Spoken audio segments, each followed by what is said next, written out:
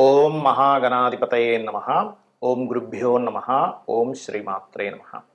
పరమేశ్వర స్వరూపమైనటువంటి జ్యోతిష, వాస్తు మరియు ఇతర అనేకమైనటువంటి శాస్త్రములను మనకు అందించినటువంటి మహర్షులకి నమస్కారం. హయగ్రీవ హయగ్రీవ హయగ్రీవేతియో వధేత్తస్య నిస్సరతే వాణి జహ్నుకన్యా ప్రవాహవత్. అరుణాం కరుణా తరంగితాక్షీం ధృతపాశాంకుశ పుష్పబాణ చాపాం అనిమాదిభిరావృతాం మయూకై అహమిత్యేవ విభావయే భవానీం. శ్రీమాత్రే నమ.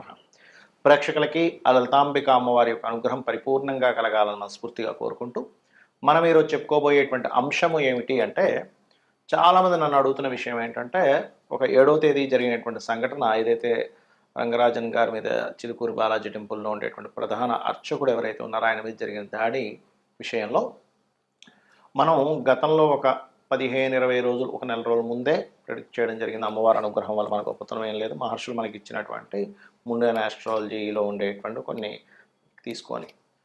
దానికి కారణం ఏమిటంటే, మిథున రాశిలో కుజుడుంటూ మీన రాశిలో ఉన్నటువంటి రాహు. అయితే ఇక్కడ ముఖ్యమైన విషయం ఏంటంటే, చాలామంది నన్ను అడిగినటువంటి విషయం, దాని తర్వాత మరి 12 రాసుల వారికి కూడా ఈ మిథునంలో కుజుడున్నప్పుడు, మీనరాశిలో రాహు ఉండి శని సమీపిస్తున్నప్పుడు మరి సామాన్య ప్రజానీకానికి ఏ భావం మీద దీని యొక్క ఎఫెక్ట్ ఉంటుంది తెలియజేయండి అని నన్ను చాలామంది అడిగారు. అడిగినందుకు ఈ వీడియో చేస్తున్నాను. ఒక్కొక్క లగ్నానికి అసలు ఏ ఎఫెక్ట్ పడబోతుంది, ఏ విషయాల్లో జాగ్రత్తగా ఉంటే మనకు ఆ ఎఫెక్ట్ పడకుండా ఉంటుంది, ఎటువంటి పరిహారాలు చేసుకుంటే బాగుంటుంది అనేటువంటి విషయాలు ఇప్పుడు నేను మీకు చెప్పబోతున్నాను. అయితే ఈ విషయాలు చెప్తుంది నేనైనప్పటికీ కూడా, కానీ చెప్పేస్తుంది సాక్షాత్ లలిత అమ్మవారిగా భావిస్తూ ఒక్కొక్క లగ్నం గురించి మనం తెలుసుకుందాం. మిథున లగ్నము, మిథున రాశి. మిథునం వారికి లగ్నంలో కుజుడున్నాడు. ఎప్పుడైనా లగ్నంలో కుజుడినప్పుడు ఏమవుతుందంటే, 6వ అధిపతి రుణ రోగ శత్రుస్థానం. ఈ 6వ స్థానాధిపతి లగ్నంలో ఉన్నప్పుడు కొంచెం హెల్త్ మీద ఎఫెక్ట్ ఇస్తూ ఉంటుంది. ఈ మధ్యకాలంలో మీరు గమనించినట్లయితే మిథునం వారికి కొంత హెల్త్ అనేటువంటిది ఇస్తూ వస్తుంది. అయితే ఇక్కడ ఇది కుజుడు మిథునంలో ఉంటూ రాహు దశమంలో ఉన్నాడు. ఇది మనం ఇందాక చెప్పుకున్న దేని మీద ప్రభావం చూపిస్తుంది. అయితే ఇక్కడ పర్సనల్ చార్ట్లో దేని మీద చూపిస్తుంది, కాంపిటీషన్, ఒకరిపైన ఎట్లా గెలవాలి, సిచ్యువేషన్ నుంచి ఎట్లా బయటికి రావాలి అనేటువంటి దీంట్లో ఎక్కువగా మీరు తర్జన భర్జన పడుతూ ఉంటారు. మరి ఈ సిచ్యువేషన్ నుంచి బయటకు రావాలంటే ఏమిటి అంటే, చిన్న ఎగ్జాంపుల్ చెప్తా చూడండి. ఒక వ్యక్తికి తల మీద ఒక పెద్ద రాయి ఉంది, లేవలేకపోతున్నాడు. అప్పుడేంటి, రాయి తీసి పక్కన పెడితే చక్కగా లేస్తాడు కూర్చున్న వ్యక్తి కదా. అలాగే లేవలేని పరిస్థితుల్లో ఒక బరువు ఉన్నట్టుగా కూర్చుండడం వల్ల జరుగుతున్నప్పుడు దీన్ని బయటపడేయాలి అంటే మీరు కందులు దానంగా ఇస్తుండాలి, గుర్తుపెట్టుకోండి.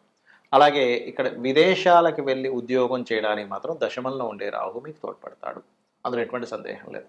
కాకపోతే ఇక్కడ ఈ కుజుడు, రాహువు, శని ఉండేటువంటి వాటి కాంబినేషన్ తీసుకుంటే కాస్త లాంగ్ జర్నీ చేసేటప్పుడు కొంచెం స్ట్రెస్కి గురవడము, అలాగే కొంచెం తండ్రి తరపు వారు పెద్దవాళ్ళతో, గురు సమానులతో కొంత స్ట్రెస్ అనేటువంటిది ఉండడం అనేటువంటిది జరుగుతూ ఉంటుంది. ఇక మీరు చేయవలసినటువంటి దేవత ఆరాధన ఏం చేస్తే మీకు ఇది ఇబ్బంది తగ్గుతుంది అంటే, ఇందాక నేను చెప్పినట్టుగా కందులు దానంగా ఇవ్వడం, గోవులకి క్యారెట్స్ తినిపించడము. ముఖ్యంగా మీకు పంచమ స్థానాధిపతి శుక్రుడు అవుతాడు కాబట్టి ఓం శ్రీమాత్రే నమ. ఇక్కడ లగ్నం మీద ఉండేటువంటి ప్రభావం, దాని యొక్క ప్రభావం పూర్తిగా తగ్గాలి, బాగా స్ట్రెస్ ఎక్కువగా ఉంది అనుకునేటువంటి వారు ఓం కనకాంగద కేయూర కమనీయ భుజాన్వితాయై నమ అనే నామస్మరణ చేయండి. ఖచ్చితంగా స్ట్రెస్ అనేటువంటి తగ్గుతుంది. లేదండి ఇంకా నాకు పాతవి కొంతమందికి ఎలా ఉంటాయంటే, పాతవి జరిగిపోయినటువంటి అంశాలను వాళ్ళు పాపం ఆ బాధ నుంచి బయటపడలేక నెవరవేసుకుంటూ ఉంటారు. అటువంటి వారు ఎవరైనా సరే, ఏ లగ్నం వారైనా సరే, విష్ణు సహస్రనామాలు, సంబంధించినటువంటి విష్ణు సహస్రనామాలు మొత్తం చదువుకోవచ్చు. లేదంటే ఒకే నామం ఏదైనా చెప్పండి అంటే ఓం మధుసూదనాయ నమ. ఖచ్చితంగా చాలా మటుకు ఫ్రీ అవుతుంది మీ మైండ్. మరి కొంతమందికి జన్మజాతకం ఉండదు, మరి వారి పరిస్థితి ఏమిటి? జాతకం లేదండి, మరి మాకు ఎటువంటి వాటి మీద ఎఫెక్ట్ ఉండొచ్చు, యూనివర్సల్గా దేని మీద ఎఫెక్ట్ ఉండొచ్చు అంటే, మనం ఆల్రెడీ ఒక నెల రోజుల క్రితం నుంచి చెప్తూ ఉన్నాం. ఏమిటంటే అది ఈ తొక్కిసలాటలు కానివ్వండి. ఎందుకంటే మిథునంలో కుజుడు ఉన్నప్పుడు సహజంగా జరుగుతాయి, దాడులు ఎక్కువగా జరుగుతూ ఉంటాయి. దీన్ని ముండేన్ ఆస్ట్రాలజీ అంటారు, మైథుని జ్యోతిష్యము. జన్మజాతకం వేరు, మైథుని జ్యోతిష్యం వేరు. మైథుని జ్యోతిష్యం అంటే దేశం మీద, కాలం మీద ఇది ఎటువంటి ప్రభావం చూపిస్తుంది అనేటువంటి దాన్ని మైథుని జ్యోతిష్యం, ముండేన్ ఆస్ట్రాలజీ అంటారు ఇంగ్లీష్లో. జన్మజాతకం is different, personal chart reading is different. Personal చార్ట్లో మీరు పుట్టినప్పుడు ఉన్నటువంటి సమయంలో ఉండే గ్రహాలను బట్టి అవి ఎప్పుడెప్పుడు ఎటువంటి శుభ ఫలితములు ఇస్తున్నాయి, మీరు ఒక పని చేస్తున్నారు, ఎప్పుడు చేస్తే మీకు అద్భుతమైన ఫలితం వస్తుంది.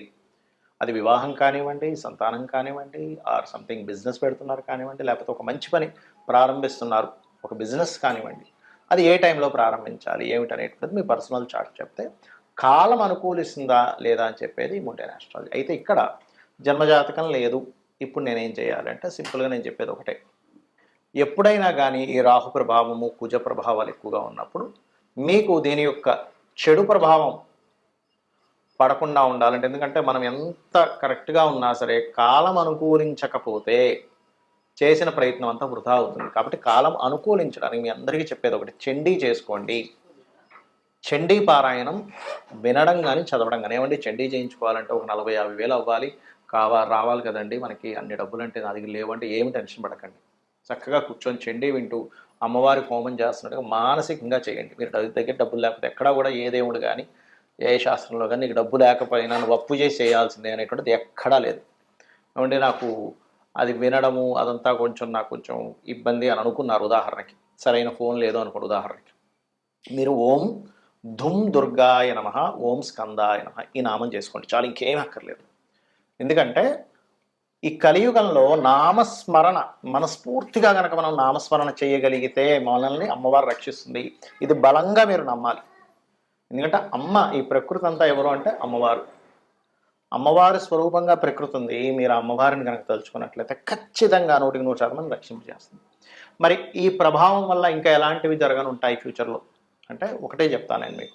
ఈ రాహువు మీనంలో, కుజుడు మిథునంలో ఉన్నప్పుడు పర్టికులర్గా ఎవరెవరి మీద ఎక్కువ దాడులు ఉంటాయంటే ఈ పురోహితుల మీద, పండితుల మీద, పీఠాధిపతుల మీద, ధర్మం కోసం పోరాడే వారి మీద కూడా ఉంటుంది, గుర్తుపెట్టుకోండి. అలాగే సైనికుల మీద కూడా, ఎందుకంటే కుజుడు ఏ రకంగా అయితే రాహువుని ఎఫెక్ట్ ఇస్తున్నాడో రాహు కూడా కుజుడికి ఎఫెక్ట్ ఇస్తూ ఉంటాడు. కాబట్టి సరిహద్దుల్లో ఉండేటువంటి సైనికులు, పోలీసులు, సెక్యూరిటీగా ఉండేటువంటి వారు, వీరు కాస్త భద్రతా సిబ్బంది ఏదైతే ఏ రంగాల్లో ఉంటారో అది కేవలం ఫిజికల్గా కనబడేది మాత్రమే కాకుండా మనకి సెక్యూరిటీ, సైబర్ సెక్యూరిటీ అంటూ ఉంటారు చూడండి. సైబర్ సెక్యూరిటీని కూడా బీట్ చేసేసి వాళ్ళు ఎంటర్ అయిపోయారు, ఈ రకంగా హ్యాకింగ్స్ జరిగాయి అంటూ ఉంటాం. ఎందుకంటే రాహు ఈజ్ ది సాఫ్ట్వేర్. కాబట్టి ఈ సాఫ్ట్వేర్ రిలేటెడ్ సంబంధించింది అండ్ ఈ సెక్యూరిటీ రిలేటెడ్ సంబంధించిన కుజుడికి క్లాషెస్ వస్తున్నటువంటి సమయం ఇదంతా కూడా. కాబట్టి ఇటువంటివి ఏర్పడుతుంటాయి. ముఖ్యంగా మే, జూన్ వరకు కూడా కొంత జాగ్రత్తగా ఉండాలి. బికాజ్ ఆఫ్ మనకి షష్టగ్రహ కూటమి కూడా రాబోతుంది. ఆ షష్టగ్రహ కూటమి 15 రోజులు ఉంటే దాని తర్వాత ఆ 2 గ్రహాలు శని, రాహులు ఇంకో 2 నెలలు అక్కడ ఉంటాయి. కాబట్టి ఏప్రిల్, మే ఈ 2 months కూడా కాస్త జాగ్రత్తగా ఉండాలి. అది ఒకటే కాకుండా శని మీన రాశిలో సంచరిస్తున్నటువంటి 2.5 సంవత్సరాలు, నేను మీకు గతంలో ఒక 3 ఏళ్ల క్రితం కూడా చెప్పాను, శని మేషం వైపు తన ప్రయాణం జరుగుతుంది. మకరంలో ఉండగానే చెప్పాను, కుంభము, దాని తర్వాత మీనము, దాని తర్వాత మేషంలోకి వెళ్తూ ఉన్నాడు. శని కర్మకారకుడు. ఇది మనకి ఒక విషయాన్ని నేర్పిస్తుంది. మన విదేశాల్లో ఉద్యోగాలు, విదేశాల్లో ఉండేవారు పాపం కొన్ని లక్షలు కోట్లు ఖర్చు పెట్టి అక్కడ ఉండి మళ్ళీ వెనక్కి రావడం అన్ని బాధలు పడుతున్నారు. కాబట్టి ఒకటే చెప్తాను, నేను గుర్తుపెట్టుకోండి. సొంతంగా మనం ఏం చేసుకోగలం, ఒక దాని మీద ఆధారపడకుండా సైడ్గా మనం ఏం చేయగలము, ఓన్గా మనం ఏదైనా ఒక వృత్తిని నేర్చుకోవడం, ఏదైనా ఒక నేర్చుకుంటూ మనకు దాని ద్వారా ఎవరి మీద ఆధారపడకుండా కేవలం ఒక చిన్న చిన్న బిజినెస్లో మనకి దేనికి పనికి వస్తుంది ఏంటి, అది ఏ గ్రహం ఇస్తుంది. సన్ అయితే ఆరోగ్యం, చంద్రుడైతే ట్రాన్స్పోర్టింగ్ అండ్ ఫుడ్, కుజుడైతే ఏదైనా సెక్యూరిటీ రిలేటెడ్, బుధుడైతే ఏదైనా technical related or anything planning related, గురువు అయితే ఎవరికైనా నేర్పడం, శుక్రుడైతే ఏదైనా కళా సంబంధంగా, శని అయితే ఏదైనా వర్కింగ్ మనకి సప్లై చేస్తూ ఉంటారు లేబర్స్ని, అలా జాబ్ కన్సల్టెన్సీస్, రాహు అయితే ఎనీ సాఫ్ట్వేర్, కేతు అయితే ఎనీ స్పిరిచువల్ రిలేటెడ్, గురు కేతువులు అయితే ఎనీ స్పిరిచువల్ రిలేటెడ్. సో ఇట్లా మీకు ధనాధిపతి ఎవరిస్తున్నారు చూసుకొని చక్కగా మీ యొక్క జీవితాన్ని మీ చేతుల్లో ఉండేలా చూసుకోండి. ఎవరి చేతుల్లోనూ పెట్టుకొని అది పోతుందేమో అని బాధపడుతూ అవసరం లేదు.